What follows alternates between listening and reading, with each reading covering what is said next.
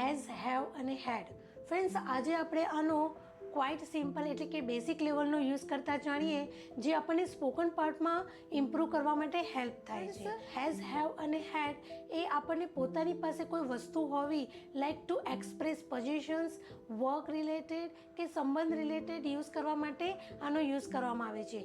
Has અને have a present ટેન્સમાં use કરવામાં આવે છે અને હેડ એ પાસ્ટ ટાઈમ અને ઓલ સબ્જેક્ટ સાથે યુઝ કરવામાં આવે છે.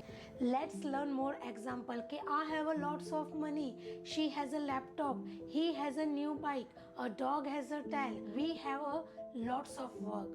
I had a iPhone, she has a question, he had a bike, they had a project. હવે નેગેટિવ સેન્ટેન્સ વિશે જાણીએ કે I have not iPad, she hadn't question, he hadn't meeting, hadn't topic to discuss, they hadn't a project.